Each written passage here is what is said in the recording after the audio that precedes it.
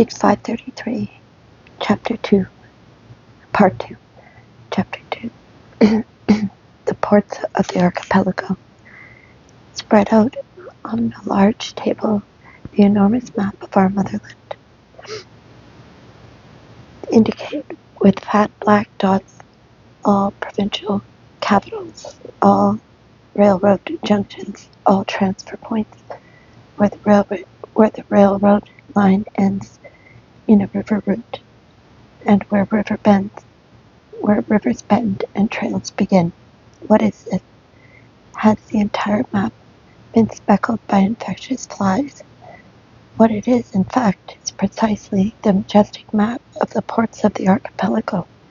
These are not, to be sure, the enchanted ports to which Alexander Grin enticed us, where rum is drunk in taverns and men pay court to beautiful women. It is a rare Zek who has not known from 3 to 5 transit prisons and camps. Many remember a dozen or so, and the sons of GULag can count up to 50 of them without the slightest difficulty. However, in memory, they get all mixed up together because they are so similar in the illiteracy of their convoys, in their inept roll calls based on case files, the long waiting under the beating sun or autumn drizzle, the still longer body searches that involve undressing completely, their haircuts and unsanitary clippers, their cold, slippery baths, their foul-smelling toilets, their damp and moldy corridors, their perpetually crowded, nearly always dark, wet cells, the warmth of the human flesh flanking you on the door, on the floor, or on the board bunks, the bumpy ridges of bunk beds knocked together from the boards, the wet, almost liquid bread, the gruel cooked from what seems to be silage. And whoever has a good sharp memory and can recollect precisely what distinguishes one from another has no need to travel about the country, because he knows its geography full well on the basis of transit prison. Novosibirsk, I know it. I was there. Very strong barracks there, made from thick beams. Irkutsk, that was where the windows had been bricked over in several stages. You could see how they had been in Tsar's times, and each, of course, had been laid separately, and only small slits had been left between them.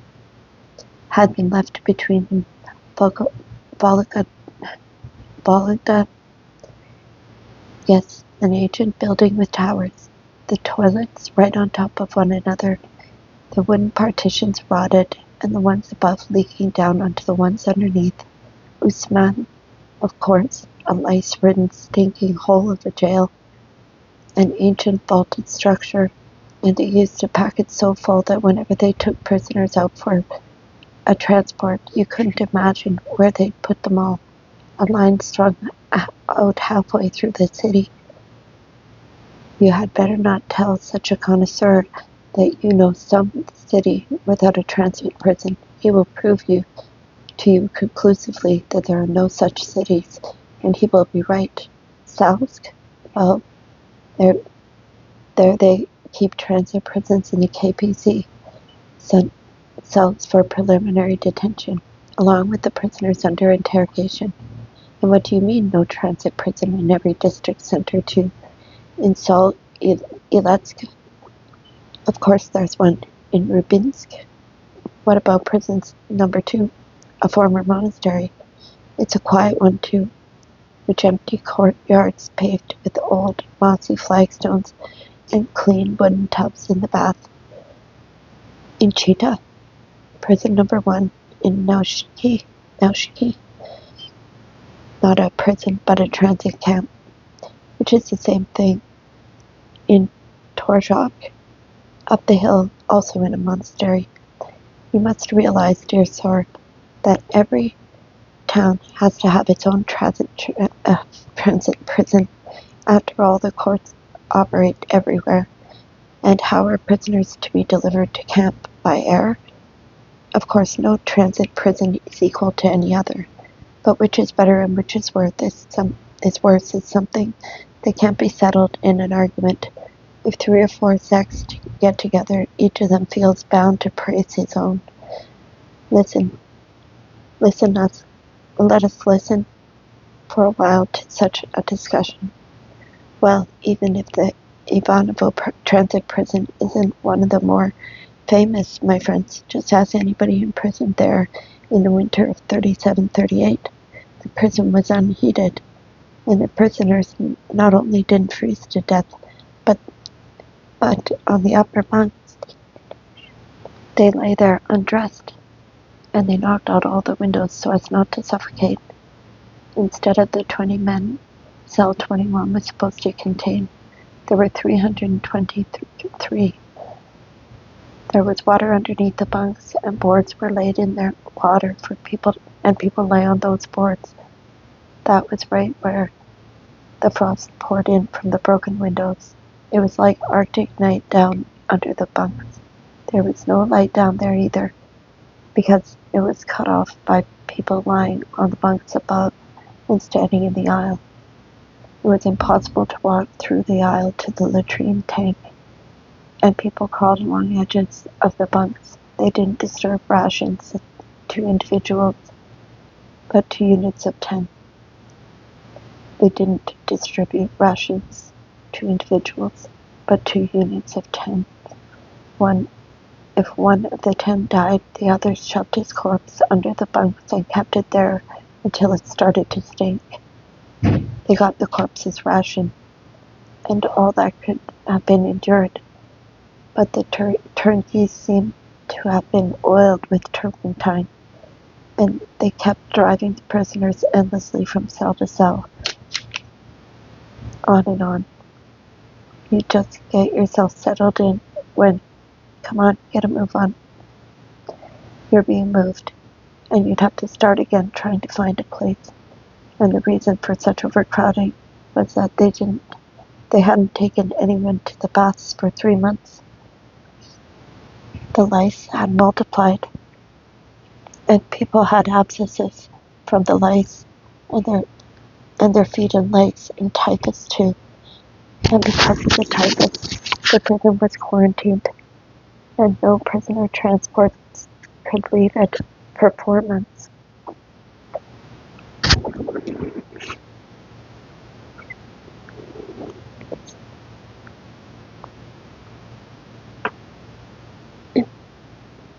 Well, fellows, the problem there wasn't Ivanova, but the year 1937-38, of course. Not just the decks, but the very stones of the transit prison were screaming in agony. Irkutsk didn't even dare look into the... Irkutsk was no special transit prison either, but in 1938 the doctors didn't even dare look into the cells, but would walk down the corridor while the turnkey shouted through the door, "Anyone unconscious, come out." Well, in 1937, fellows, it was that way all across Siberia to the Kolyma, and the big bottleneck was in the Sea of Okhotsk,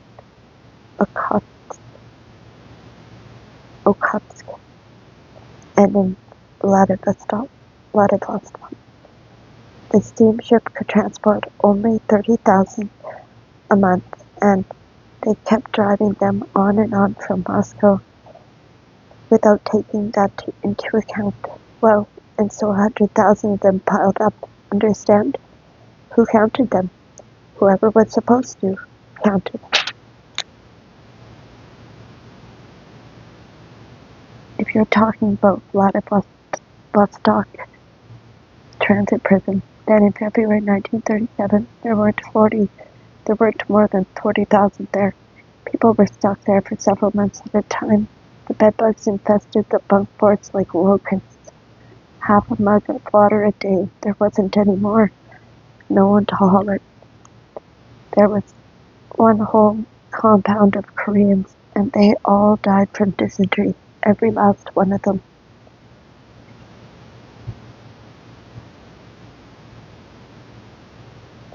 They took 100 corpses out of our own compound every morning. They were building a morgue, so they hitched the Zeks to the carts and hauled the stone that way.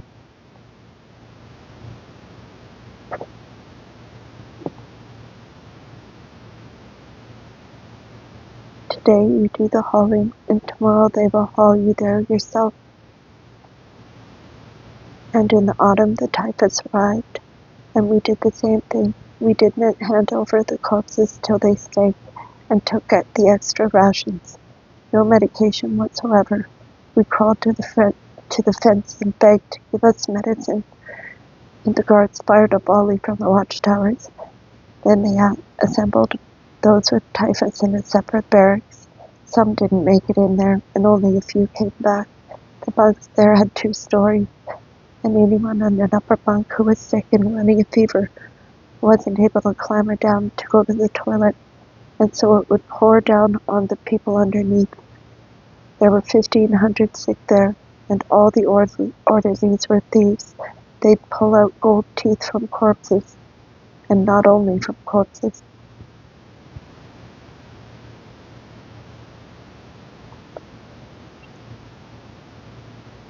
Why do you keep going on and on about 1937? What about 1949 on Veneno Bay in the 5th compound? What about that? There were 35,000.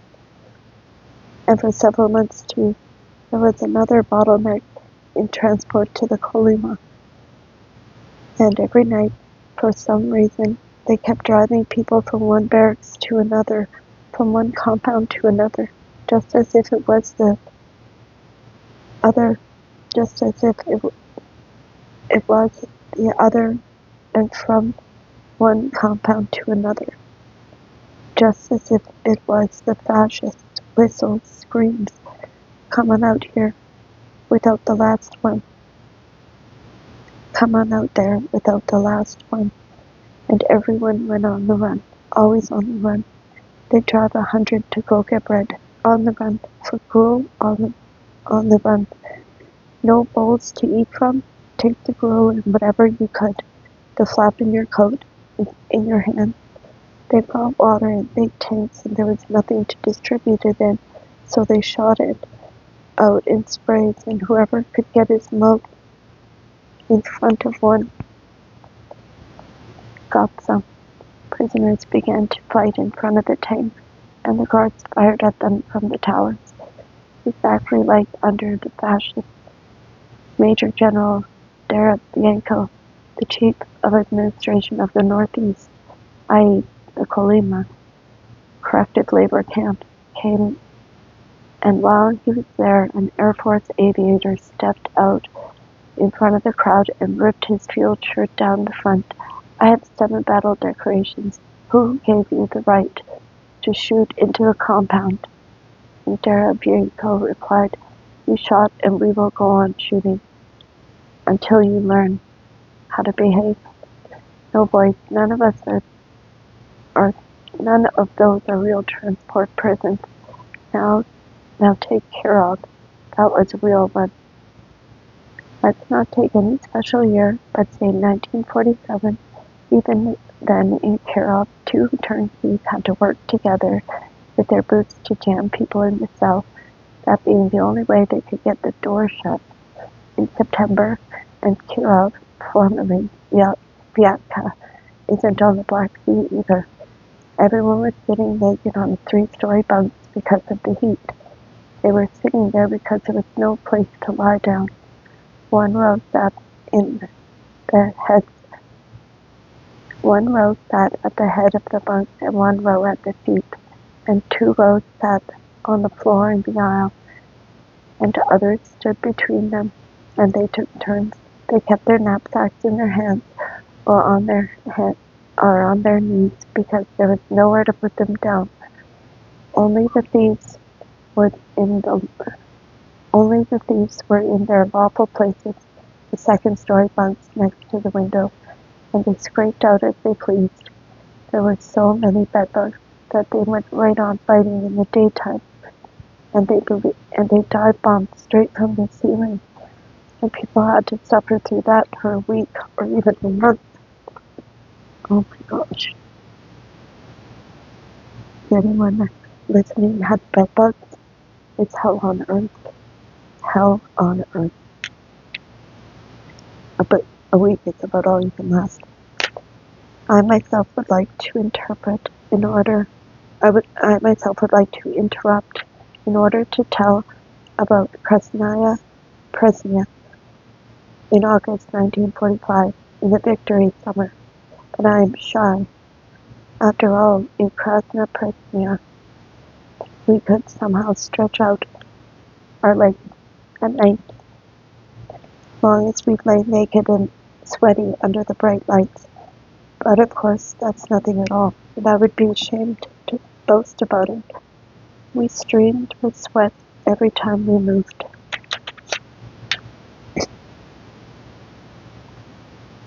And it simply poured out of us after we ate.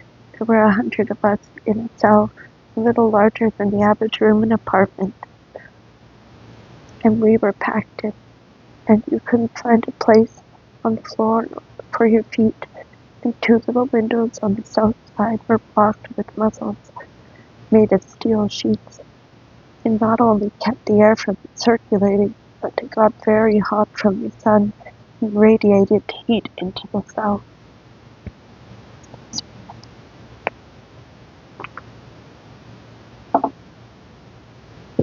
Excuse me.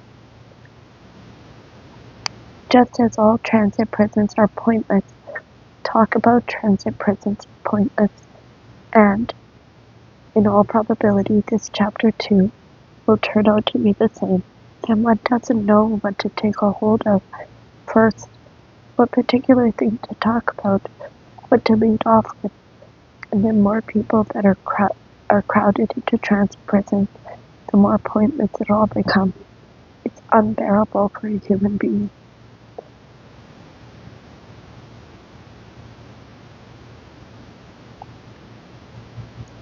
And it is inexpedient for GULag.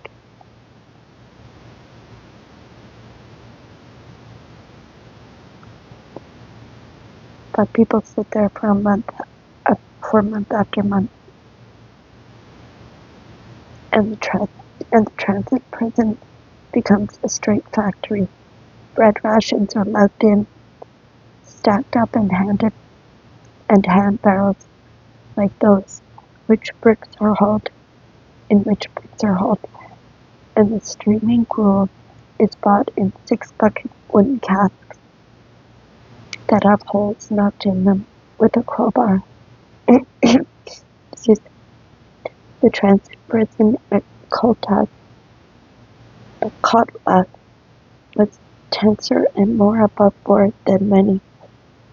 Tenser because it opened the way to the whole northeast of European Russia, and more above board because it was already deep in the archipelago, and there was no need to pretend to anybody. It was simply a piece of land divided into cages by fencing, and the cages were all kept locked. Although it had been thickly settled by peasants when they were exiled in 1930, one must realize that they had no roofs over their heads. But nobody is left to tell about it. Even in 1938, there simply wasn't room for everyone in the frail one-story wooden barracks made of discarded hand pieces of lumber and covered with tarpaulin. Under the wet autumn snow and in freezing temperatures, people simply lived there on the ground, beneath the heavens. True, they weren't allowed to grow numb from instant inactivity. They were being counted endlessly. They were invigorated by checkups. 20,000 people and there were there at a time, or by 7 night searches. Later on, tents were pitched in those cages, and log houses, 2 stories high, were built in some of them. But to reduce the construction costs sensibly, no floor was laid between the stories. 6-story bunks with step ladders were simply built into the sides, up and down, which prisoners on their last legs on the verge of dying had to clamber up like sailors. A structure which would have adorned a ship more appropriately than a port.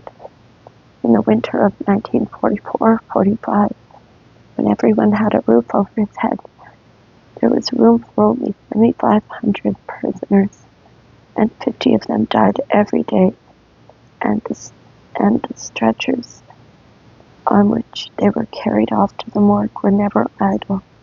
People will object that this was quite acceptable, and at the rate of less than 1% per day, and that, given the sort of turnover, a person might manage to last 5 months.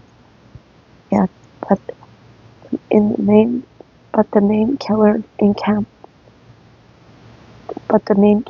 was camp labor, and that hadn't even begun yet for transit prisoners. The loss of 2/3 of 1% per day represents sheer shrinkage, and it would be intolerably high even in some vegetable warehouses.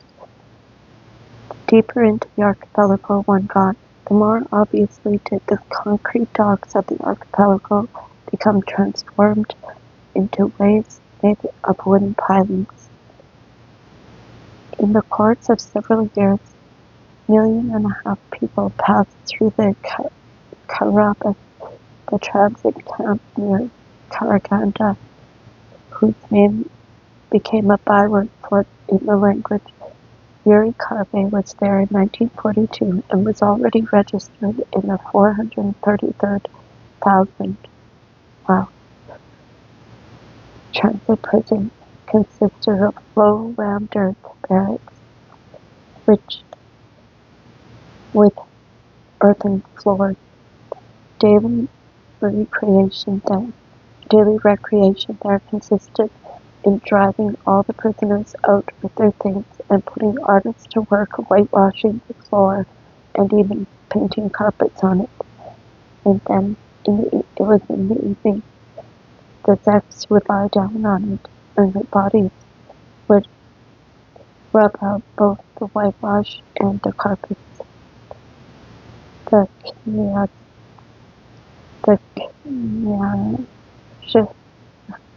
Pogost transit prison, latitude 63 degrees north, consisted of shacks built on a swamp. Their pole frames were covered with torn tarpaulin tenting that didn't quite reach the ground. The double bunks inside of them were also made of poles, from which incidentally the branches had only been partially removed, and the aisle was floored with poles also. During the day, the wet mud squelched through the flooring, and it froze in various parts of the area. The walkways were laid on frail and shaky poles, and here and there, people whose weakness had made clumsy fell into the water and oozed. In 1938, they fed the prisoner in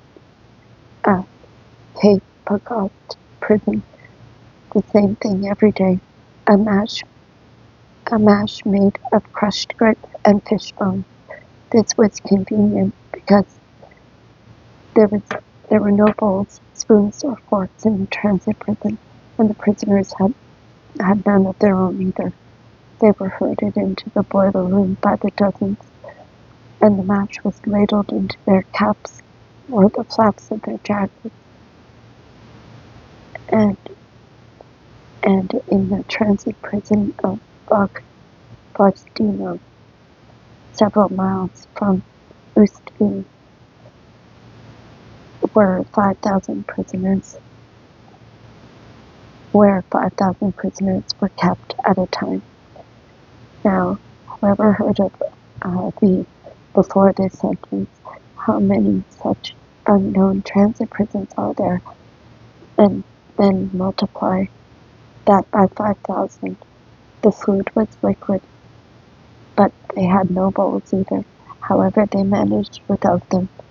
What is there that our Russian ingenuity cannot overcome? But disturbing the cruel in wash basins for 10 people at a time, distributing it in wash basins for 10 people at a time, leaving them to race each other, often each other gulping it down. Time, no one was imprisoned in V longer than a year.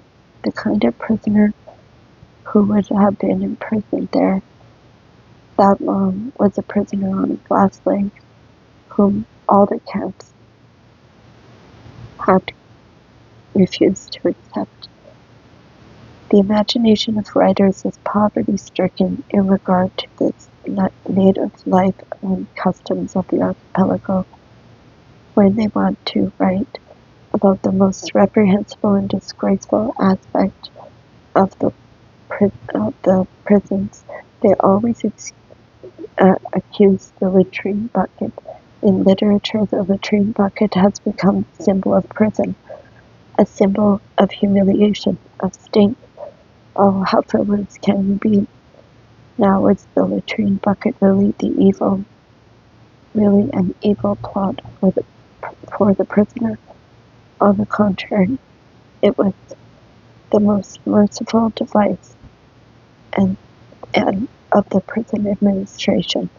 The actual horror began the moment there was no latrine bucket in the cell. In 1937, there were no latrine buckets in certain Siberian cells, or there weren't enough. Not enough of them had been made ahead of time. Siberian industry hadn't caught up with the full scope of arrests. There were no latrine barrels in the warehouses for the newly created cells. There were old latrine buckets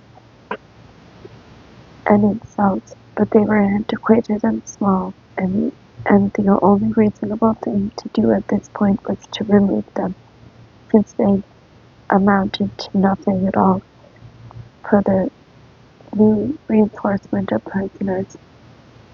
So long ago, the M prison had been built for 500 people. Vladimir Ilyich Lenin was never inside it. He moved about freely, and there were now 10,000 in it. It meant that each latrine bucket ought to have become 20 times bigger, but it had not. Our Russian pens write only in large letters. We have lived through so very much, and almost none of it has been described and called right by its name. But for Western authors, peering through a microscope at the living cells of everyday life, shaking the test tube in the beam of a strong light, this is after a whole epic, another 10 volumes of remembrance of things past, to describe the perturbation of a human soul placed in a cell filled to 20 times its capacity and with no latrine bucket, where prisoners had taken out the toilet only once a day. Of course, much of the texture of this life is bound to be quite unknown to Western writers. They wouldn't realize that in this situation, one solution was to urinate in your canvas hood, nor would they at all understand one prisoner's advice to another to urinate in his boot.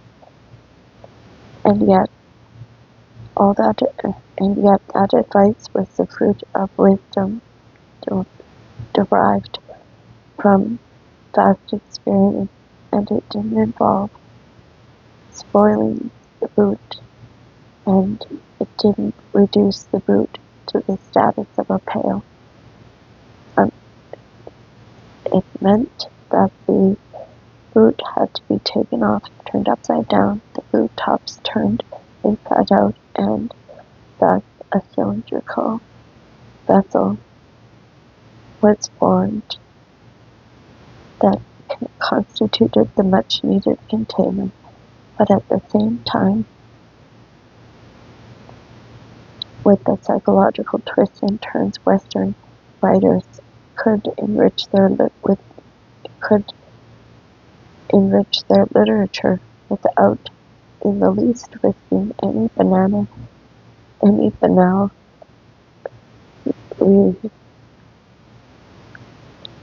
repennage.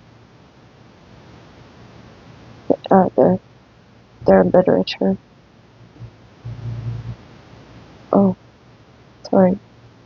Without in the least risking any banal repetition of the famous master.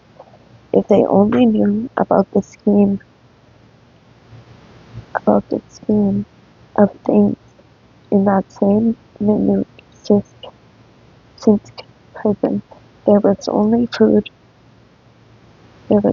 one food bowl and every four prisoners. There were enough marks to go around, and it could happen that one of the four contrived to use the bowl allotted to him, and three others to relieve his internal pressure, and then refused to hand over his daily water ration to wash it out before lunch. What a conflict! What a clash of four personalities, but nuances. Am I joking? That is when the rock bottom of a human being is revealed. It is only that. Russian pens are too busy to write about it, and Russian eyes don't have time to read about it. I am not joking, only because doctors can tell us how months in a cell would ruin a human being's health for his entire life, even if he wasn't shot under yellow and was rehabilitated under Khrushchev. Alright, I'm going to take a break there. I do apologize. I'm really struggling to read. I'll get my act together, I promise. You have a good night.